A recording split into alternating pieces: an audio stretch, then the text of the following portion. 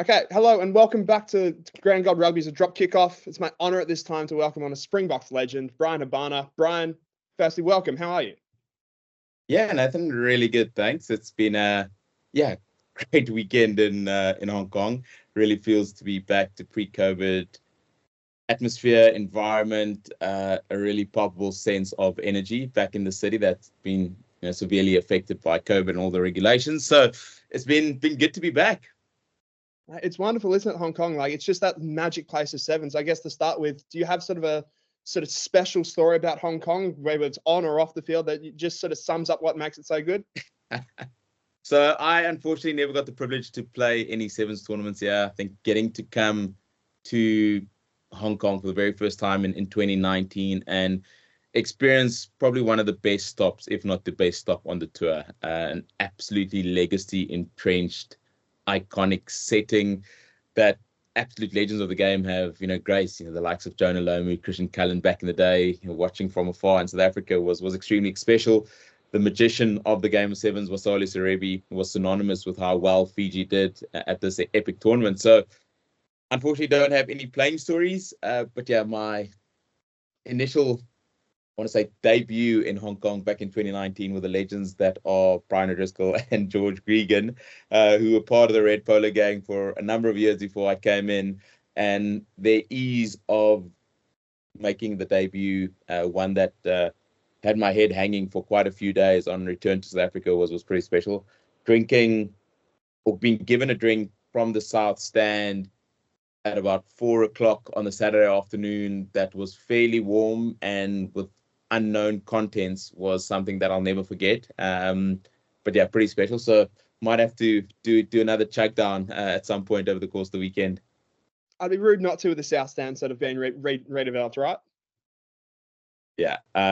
South Stand as legendary as they say. I think the queues started at 6 o'clock this morning already, and given what's transpired over the COVID years, last year was not quite the levels, and yesterday evening at about 7:30, the South Stand was absolutely banging. So I can't see it being any different today. We saw a Hulk Hogan lookalike and tearing his t-shirt or tearing his vest off yesterday. Pretty bulky, pretty muscular, but I think today is going to be an absolute showstopper. That's what we'd love to hear. And, we've sort of started with the off the field. Let's turn our focus on the field. And being Australian, it's all about Mark Luber, isn't it? What's the sort of reaction to his first performance and, being able to go in a field like that, win a turnover and just prove that he's still got it?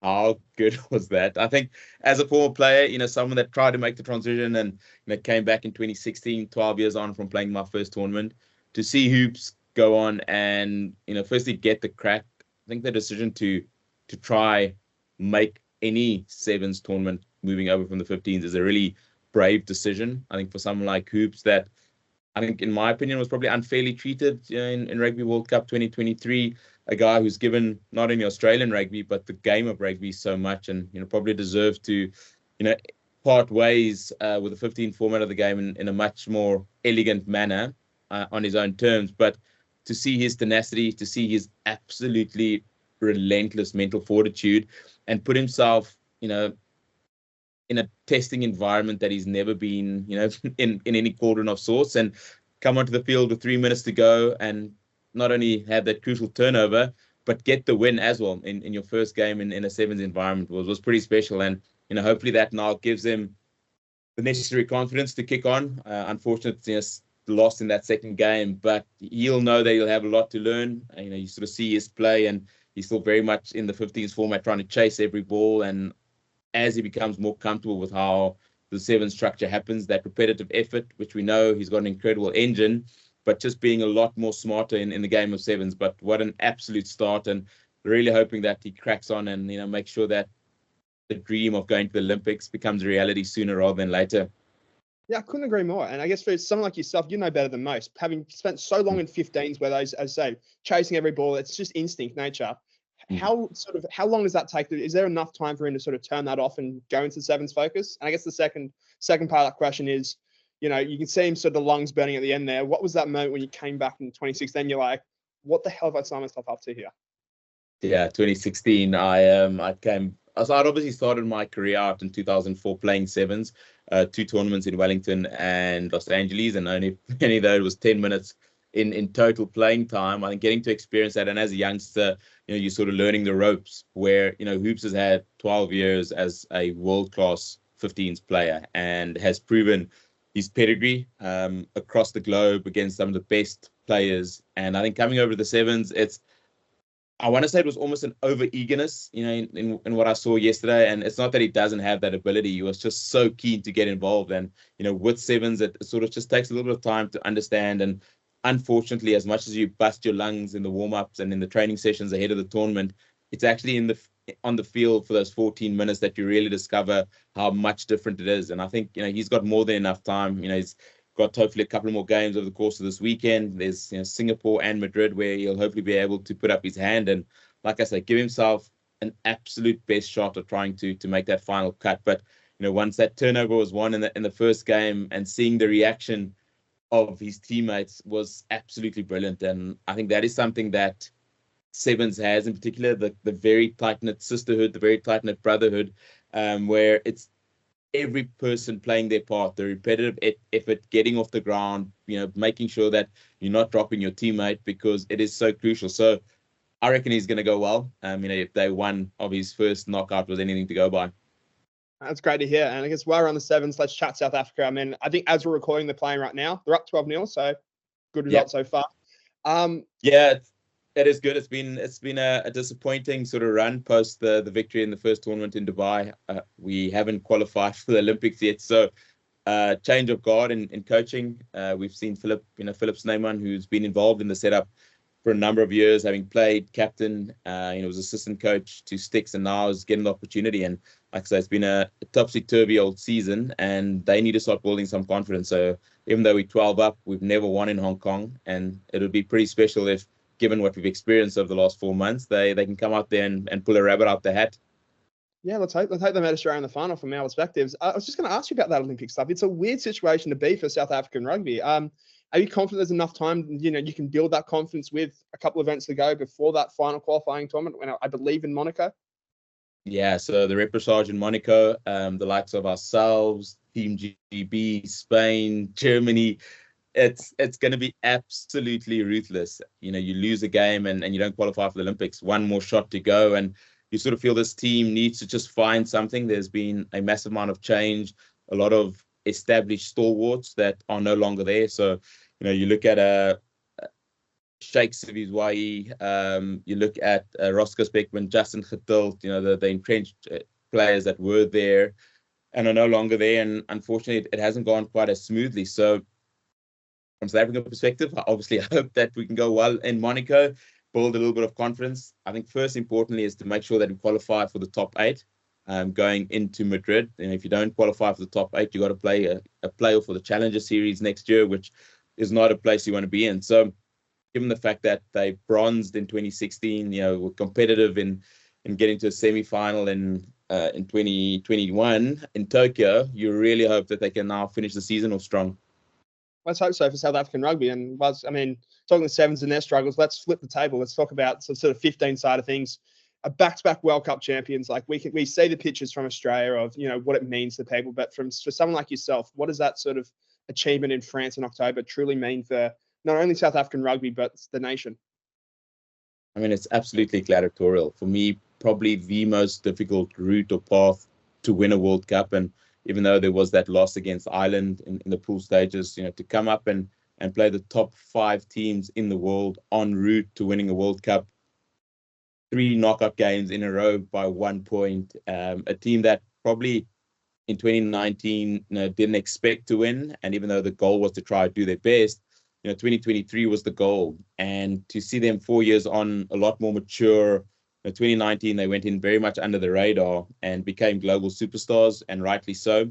And to follow that up in 2023, to see the likes of a Peter Steph-Toy making 27 tackles in that World Cup final, the likes of Cheslin being sent off, someone like Dion Fourie would become the oldest player to get capped as a Springbok, to then play 78 minutes in a position he last played 6 years ago at hooker, and be the captain on the field when the final whistle went, was absolutely phenomenal. So I think long may they get hero worship for what they've achieved. They've absolutely created history in becoming the first Springbok rugby team to go back to back and do it in a manner in which uplifted the country probably as well as we did back in 1995 when I was sitting in that stadium at Ellis Park. And for the likes of Sia Khaleesi, Ches and Colby, household names globally at the moment, to have done something as special as that, as a South African, you couldn't be proud. And long may they be acclaimed and worshipped and given the accolades, rightly so, for something that was pretty historic.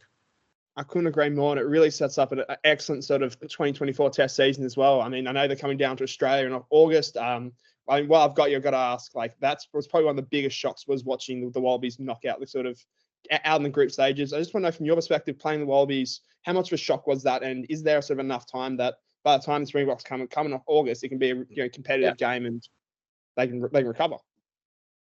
Yeah, you surely hope so. I think we see now in Super Rugby as well. It's there's a lot of struggles. We see the off-field battles with the Melbourne Rebels and things that just seem extremely complicated in Australian rugby at the moment. The fact that rugby union in Oz is probably in some states maybe a fourth or fifth biggest sport. The battles that they face, South Africa leaving Super Rugby a couple of years ago, I think has been negatively detrimental to Australian rugby. So you really hope that with a changing guard in Joe Schmidt coming in and the likes of Mike Cron coming in and hopefully bringing in a bit of stability, which I don't think they had last year, to change a coach a couple of months before a World Cup. And as much as Eddie probably came in there thinking you could do good, I think it left an incredibly sour taste in a lot of people's mouth in terms of the way 2023 turned out. To become the first Australian side to not qualify for the knockout tournament, the knockout stages of the World Cup tournament is bitterly disappointing. And you almost feel that if there isn't some form of resurrection this year, ahead of a Lions series in 2025, a World Cup in 27, it could be disastrous. But as any international professional athlete, you want to put your best foot out there. You hope that administratively the background issues and circumstances get sorted out as best possible, so that when you do go onto the field, you can just worry about rugby. But yeah, it was a pretty pretty disastrous 2023. And I think if you look at it, I think it can only go up, right? Oh, that's what I'm hoping. And from the speaking path of sort of all Australian fans, let's hope so. Listen, Bryan, I know you still got limited time. Just final question for me. Also, just sort of been all coming together from HSBC. They do awesome stuff with rugby. We've heard from Bryan, heard from Nolly. Just on your perspective on just how special their relationship is with Sevens and growing the game of rugby to beyond just, what we see it today. Yeah, so I always sat on the sidelines, seeing the sort of red polo gang, and I was very fortunate to have my first interaction with HSBC back in 2008 when, ahead of the Lions series, they did a sort of rugby equipment swap with schools in South Africa, and I was a part of that with Jason Robinson. Then got to do some stuff on the Lions tour in 2009 and started getting a concept and realization of the massive amount of work that an incredible brand and organization like this do at grassroots level. And it was a bit of a mystery, for the better part of 8-9 years watching from the side, and then getting to eventually become a part of a very special group of Red Polo Gang ambassadors and see the on-the-ground work that they're doing, in Dubai with the Player Pathway program. Myself and Nolly chatted to some young UAE females back in 2019, and they then went on to become UAE national representatives. That team went on to become winners of the Asian Cup and inspire young boys and girls around the world. And it's been incredible for an organization like HSBC, who've plowed so much financially into the game of sevens, has been instrumental, in the game of sevens becoming an Olympic sport, but at all levels, from elite to grassroots, in the male, the female game, they've been absolutely fundamentally imperative, in playing an incredibly positive role in growing the game. Sevens is probably one of the most incredibly inclusive environments, in the game of rugby. We've got parity in both the men's and the women's, 8 tournaments, 12 teams. parity in pay, and HSBC have been instrumental in being a part of that journey. And I think for me to then be able to contribute, in a very small way to a continual positive push for all the good and the values that HSBC stand for, and to see how much incredible give back they're giving to the game on so many levels is a massive privilege. And an absolute chapeau tip to them for knowing that they can play their part at the elite level, but that grassroots is actually where they're making the biggest impact, and long may that continue.